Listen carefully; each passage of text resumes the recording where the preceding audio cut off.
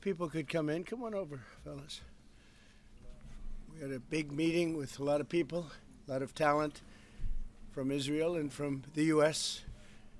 And I think we came to a lot of conclusion and conclusions. And there's very little difference in what we're looking at and where we want to be, where we want to go. And so I just want to thank you for spending time. I know you're going to be over here for a couple of days, and maybe we'll be surprising us on New Year's Eve. That'll be fine. Well, thank you. And it's wonderful seeing you and Sarah and your whole group. Very talented group. We've done very good work together, and it'll continue. So thank you very much, baby. Thank you. Thank you very much. Thank you, Mr. President. Thank you. I have to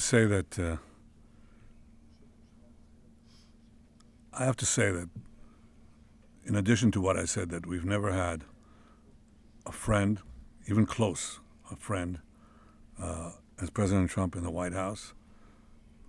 I think he's been extraordinary in his friendship and his support for Israel, his principled positions, his willingness to just cut through and get to the essence of things. And I don't say that as a compliment. I just mean it. People have heard me say that behind your back, Mr. President, many times. But I want to say something else. I think we have a partnership, if I can quote you, second to none. I think it's allowed us to do enormous things. You know, people said there was a different conception at one time, which means that America can advance its interest in the Middle East if it opens a lot of daylight between it and Israel. And President Trump has done the exact opposite. He's achieved remarkable things in the Middle East because we work together. We talk about our ideas. Sometimes we have different ideas, but we work it out. And most of the time we see eye to eye. But it's been a remarkable experience, and this was a very, very productive meeting. And may I say, a very good lunch. Thank you. Thank you for your friendship. Thank you very much, baby. And thank you for your support. It's meant from the heart. Thank you. You know, as I said outside, he's been a wartime prime minister, and we were, well, I guess I could say I was a wartime president in more places than just Israel, if you think about it. But Israel was a big factor, and we're with you, and we'll continue to be with you. And a lot of good things are happening in the Middle East. We have peace in the Middle East, and we're going to try and keep it that way. I think we will be very successful in keeping it that way. And you've been a great friend, and I've been a great friend to you and to Israel, and it's been my honor. And the award that I was given was really surprising and very much appreciated. Well, President Trump has broken so many conventions to the surprise of people, and then they figure out, oh, well, maybe, he was right after all. So we decided to break a convention too, or create a new one, and that is to award the Israel Prize, which in almost our 80 years, we've never awarded it to a non-Israeli. And we're going to award it this year to President Trump. This was announced formally over lunch by our Minister of Education, who's responsible for the Israel Prize. It's going to be awarded to President Donald J. Trump for his tremendous contributions to Israel and the Jewish people. I think it's such a fitting thing, and it would honor us, obviously, Mr. President, if you could visit Israel in that occasion on our Independence Day. But I have to say that this reflects the overwhelming sentiment of Israelis across the spectrum. They appreciate what you've done to help Israel and to help our common battle against the terrorists and those who would destroy our civilization. So, again, that's an expression of thanks and appreciation. Thank you, baby, very much. That really is a great honor. Any questions, please? We'll go pretty quickly because pretty much we agree on most of the things, and you would know what most of those things are. Please, go ahead. Thank you, Mr. President. I'd like to know if you and the Prime Minister talked about having Israel pull back its troops before Hamas fully disarms. I know that's been an issue. Did you push for that today? Well, we talked about Hamas, and we talked about disarmament. And they're going to be given a very short period of time to disarm. and we'll see how that works out. Steve Witkoff and Jared Kushner will be in charge of that from our side. But if they don't disarm, as they agreed to do, they agreed to it, and then they'll be held to pay for them. And we don't want that. We're not looking for that. But they have to disarm within a fairly short period of time. Is Israel withdrawing its forces? Well, that's a separate subject. We'll talk about that. Mr. President? Yes. Mr. President, did you have a message for the Prime Minister about the West Bank? And are you at all concerned that settler violence, Israeli settler violence, could be undermining the peace plan? Well, we have had a discussion, big discussion, for a long time on the West Bank. And I wouldn't say we agree on the West Bank 100%, but we will come to a conclusion on the West Bank. If I could ask, what is the disagreement? Well, I don't want to do that. It'll be announced at an appropriate time. But he will do the right thing. I know that. I know him very well. He will do the right thing. Yes. There is a growing fear of a confrontation between Israel and Turkey. How are you going to ease this tension given the fact that President Erdogan calls Mr. Netanyahu Hitler and compares Israel to the Nazis? Well, I know President Erdogan very well. And as you all know, he's a very good friend of mine. And I believe that, and I do respect him, and Bibi respects him. And they're not going to have a problem. They're not going to have a problem. I know him very well. And you've seen me do things with President Erdogan and Turkey that nobody else could have done. We're not going to have a problem. He's done a fantastic job. I'm with him all the way. I'm with Bibi all the way. Nothing's going to happen. Yes. Are you concerned that Israel is not moving quickly enough to phase 2 of the peace plan? Well, I'm not concerned about anything that Israel's doing. I'm concerned about what other people are doing or maybe aren't doing. But I'm not concerned. They've lived up to the plan. They're strong. They're solid. And sometimes they don't understand when somebody violates something that you want to give them a second chance. Well, we'll give them a couple of second chances. But no, Israel's lived up to the plan 100%. Don't forget, we made the plan possible by taking out Iran. And speaking of Iran, I hope they're not trying to build up again, because if they are, we're going to have no choice but very quickly to eradicate that buildup. So I hope Iran is not trying to build up, as I've been reading that they're building up weapons and other things. And if they are, they're not using the sites that we obliterated, but they're using possibly different sites. We know exactly where they're going, what they're doing, and I hope they're not doing it, because we don't want to waste the fuel on a B-2. It's a 37-hour trip both ways. I don't want to waste a lot of fuel. Okay? Mr. President Trump, because your last remarks regarding the pardon request of Prime Minister Netanyahu, Herzog office told us that you have not talked after the official request of Prime Minister Netanyahu pardon. Can you clarify to us, did you talk Which about request it are you talking about? with the President Herzog, the Israeli President Herzog? Did you talk with him directly? President Erdogan? Herzog. The Israeli President So you're talking Herzog. about pardon? Yeah. Oh, well, you got to say that. No, I think he's going to be in great shape. He's a wartime prime minister at the highest level. He's achieved tremendous success. And I'll say it, if you had 8 out of 10 prime ministers in his position right now, or before right now, maybe, you wouldn't have Israel any longer. Israel would not exist. I'd say two of them would, and 8 of them wouldn't. Those are not good odds.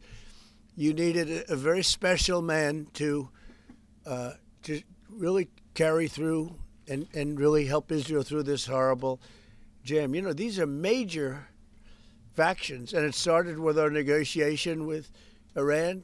I think it probably started with Soleimani. That was really where you mentioned that today, which started with Soleimani. Bad guy, doing bad things, hurting a lot of people, killing American soldiers and other soldiers. But it started right there, would probably be the starting point. And then from that point forward, but you have a wartime prime minister at the highest level.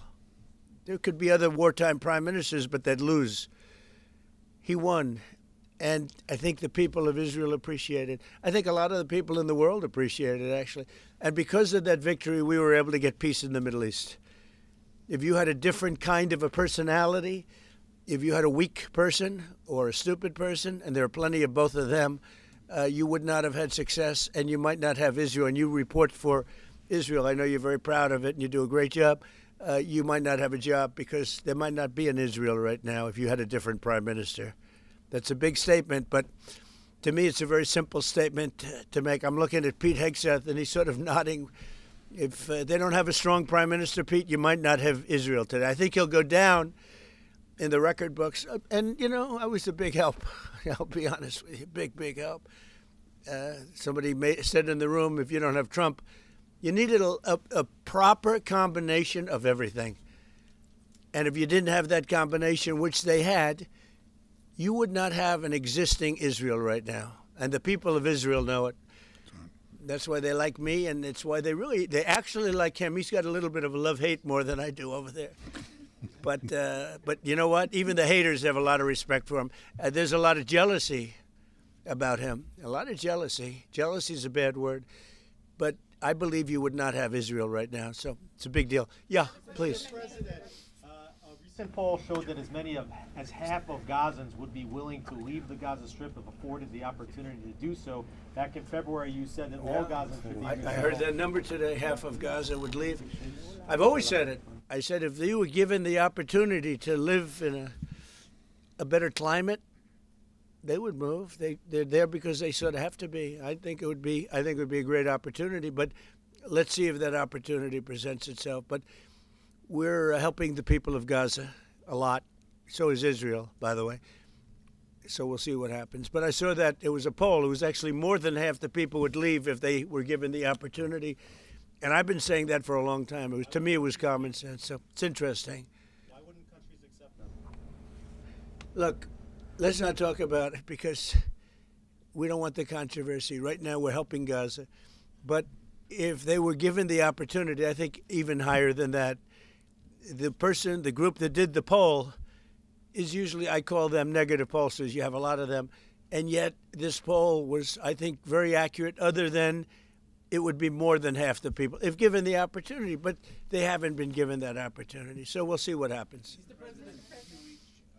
Point of understanding regarding Syria. We do have an understanding regarding Syria. Now, with Syria, you know, your new president, I respect him. He's a very strong guy, and that's what you need in Syria. You can't put a choir boy. You can't put somebody that's a perfect person. Everything's nice, no problems in life. You have the opposite there. He's a strong guy. We get along with him great. I can't ask for any more. He's been with us all the way. We had that mishap with ISIS, and he was with us all the way. He was fighting us. You know, he was fighting them. So I hope Israel. I'm sure that Israel and him will get along. I will try and make it so that they do get along. I think they will. Bibi, do you have anything to say about that? Yeah, well, our interest is to have a peaceful border with Syria. Our interest is to have, and we openly say it, we want to make sure that the border area right next to our border is safe. We don't have terrorists, we don't have attacks, and we also want to secure our Druze friends. And by the way, I think not only the Druze, but other minorities, especially the Christians, should be protected as well in Syria and throughout the Middle East and in Nigeria. In your efforts, we back completely because Christian communities are beleaguered around the world and especially in the Middle East, but in parts of Africa too. And we stand for the same thing. And don't forget, it was President Erdogan that helped very much get rid of a very bad ruler of Syria. That was President Erdogan. And he never wanted the credit for it, but he really gets a lot of credit. Bibi agrees with that. I agree with. I mean, I know it. And President Erdogan should get a lot of good credit for what he did. He got rid of some very bad people. And, you know, they've been wanting to do that for 1,000 years with different names, but for 1,000 years in Syria. President Erdogan did it, and we give him a lot of credit. I give him a lot of credit. But I think it's going to work out well between Syria and Israel. Mr. President, about Lebanon. Yeah, go ahead, please. The Lebanese government, what we saw, is not meeting the terms of the ceasefire agreement has failed to disarm Hezbollah, actually. In your view, should Israel strike the terrorist organization again? Well, we're going to see about that. We'll see about it. The Lebanese government is at a little bit of a disadvantage, if you think of it, with Hezbollah. But Hezbollah has been behaving badly, so we'll see what happens. How close are we to another operation of Israel in Iran? You said before the meeting with Netanyahu that you're in support of Israel if the ballistic missile project will take on, and also the nuclear weapon. But after the meeting, after what you know from the intelligence, how close are we to another war with Iran? Well, I don't want to say that, but Iran may be behaving badly. It hasn't been confirmed, but if it's confirmed, look, they know the consequences. Consequences will be very powerful, maybe more powerful than the last time. Yeah. And Iran should have made a deal the last time. I gave them the option. I said, you can make a deal. Do it. I told them, do it. And they didn't believe me. Now they believe me. Evidence that Iran is behaving badly, and what do you mean by that? This is just what we hear. But usually, where there's smoke, there's fire. Have you heard the expression? What do you mean related to the nuclear Well, capabilities? no, I'm hearing that they're not nuclear yet, but maybe nuclear too. The sites were obliterated, but they're looking at other sites. That's what I've heard. They're Do you have looking, intelligence to so it'll that, take or- a long time. They're not going to go back to where they were, but they have other places they can go. And if they're doing that, they're making a big mistake. Yeah, please. There's no reason for them to do it.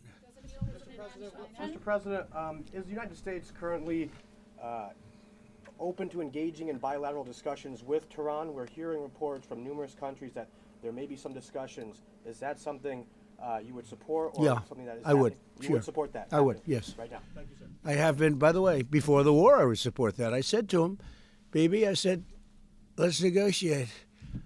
And they didn't believe what was going to happen would happen.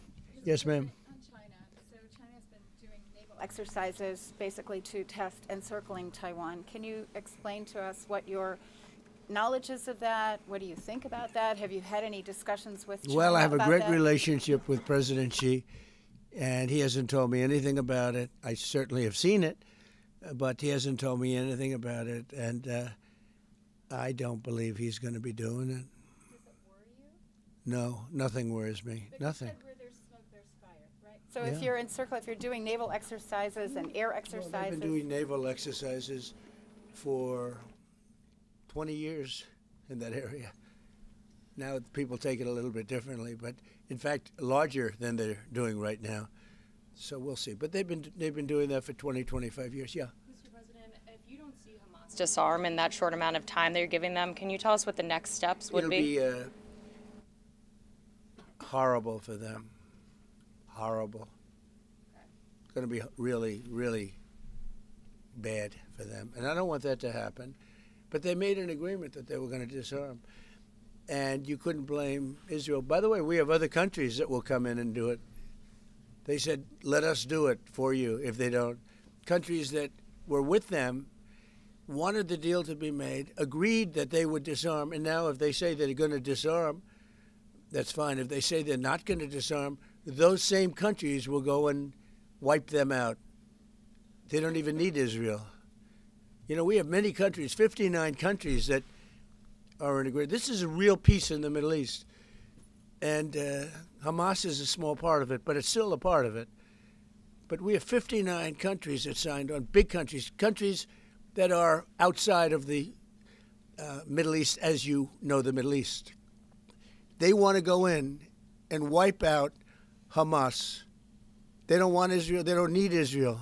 They want to do it because it's the right thing to do, because they were for the deal based on the fact that Hamas pledged, they swore that they were going to disarm. Now, if they're not going to disarm, those same countries will wipe out Hamas. Yeah. President Trump, do you think that the PA should be involved in the day after in Gaza Strip, even in the near future? And the same question to Prime Minister Netanyahu. Do you see a real opportunity that the PA will be in Gaza? Go ahead, Mimi.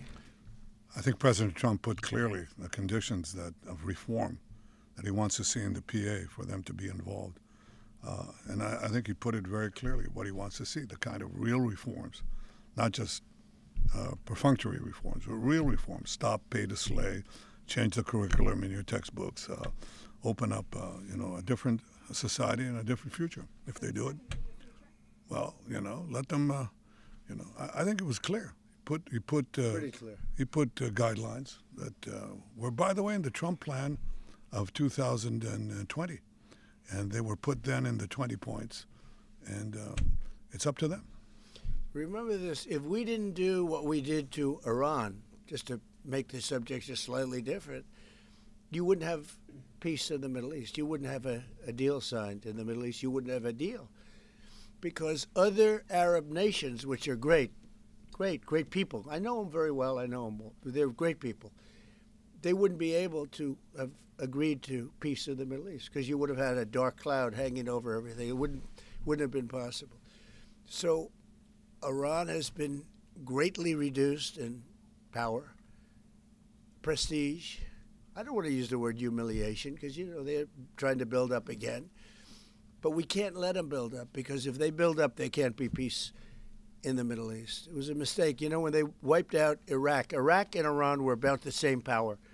And they fought each other with different names for 1,000 years.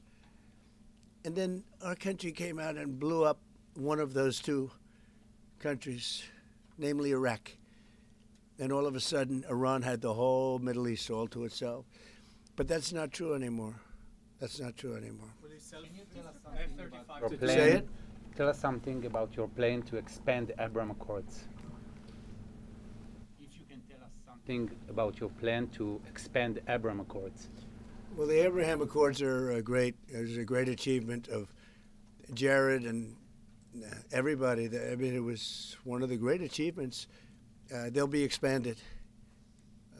Countries are already talking about expanding it, and they'll be expanded fairly quickly. Yeah, please. What about Saudi Arabia? Is it still on the table? The normalization? Saudi Arabia is great. We have a great leader and a friend of mine and a friend of a lot of people. Also an enemy of some people, but those people aren't doing so well. Saudi Arabia has been very good as far as I'm concerned. They've done everything that we can ask for. But normalization with Israel is on the They're table? getting along great with Israel. They will. And at some point, they'll sign the Abraham Accords. Mr. President, so one of the big domestic tasks ahead of you is to pick a new chairman for the Fed. Yeah. You've said that you have one favorite, but you're I do. also doing interviews. Still so do. Hasn't changed. Yeah, I'll announce them at the right time. There's plenty of time. Are you? Is But there in the any meantime, chance? we're doing numbers that nobody's ever seen. We have $18 trillion coming in. We had a 4.3% GDP. They thought it was going to be 2%. And that's despite the Democrat shutdown. Had the shutdown not occurred, we would have had an extra 1.25. Think of that. We are doing, and also despite the fact that we have a fool at the Federal Reserve. I mean, Biden reappointed him, and it's too bad. You would have thought he wouldn't have done that. But he's an absolute fool who's building a new Federal Reserve, or he's doing a renovation of a building. Maybe he's up to $4.1 billion to do a renovation of a few very small buildings. It's the highest price in the history of construction. He's spending more money than any building has ever spent per square foot on the renovation of, as an example, I'm doing a magnificent, big, beautiful ballroom that the country has wanted, the White House has wanted for 150 years. It's a massive job, and it's a tiny fraction of that number. And we're under budget and ahead of schedule. Now, it's bigger than I told you. After realizing we're going to do the inauguration in that building, it's got all bulletproof glass. It's got all drone, they call it drone-free roof. So drones won't touch it. It's a big, beautiful, safe building. But it's a big project. For a tiny fraction of that, we're under budget and ahead of schedule. And they've wanted it for 150 years. Think of it, the Federal Reserve building, 2 buildings there, they don't know what they're doing. They're way over budget. I mean, almost, this was built during the Biden administration. And I rode by it the other day, and it's headed by the head of the Federal Reserve. Too late, too late, Powell. Too late because he's always too late with interest rates, except before the election he was too early because that would have helped. That was supposed to help get her elected. It had no impact. We won all 7 swing states. But no. We're thinking about bringing a suit against Powell for incompetence. Because think of it, these aren't outstanding buildings. These are small buildings. He's at $4 billion more. It's going to end up costing more than $4 billion. $4 billion. It's the highest price of construction. Again, Democrats, highest price of construction per square foot in the history of the world. There's never been. Gorgeous monuments are built for a much smaller price. So we're thinking about bringing a gross incompetence, what's called gross incompetence lawsuit. It's gross incompetence against Powell. And it was his baby. And the guy's just incompetent. I mean, there's nothing you can do about it. He's just a very incompetent man. But we're going to probably bring a lawsuit against him. Thank you all very much. I appreciate it. Bibi, congratulations. When do you expect an announcement then on Powell's replacement? January sometime. And will you ask Jay Powell to resign? Well, he should resign. Entirely? Be a favor to the nation. But he's come close. I mean, we're getting pretty close. Will you I would say- fire him. I'd love to fire him, but we're so close, maybe it. But maybe I still might. Will you sell F-35 to Turkey? Say it. Are you Will you going sell- to approve a selling of F-35 to the Turkey? We're thinking about it very seriously. And what is What your prevented- reaction to this? They'll never use it on it. Thank you, Press. Thank you, Press.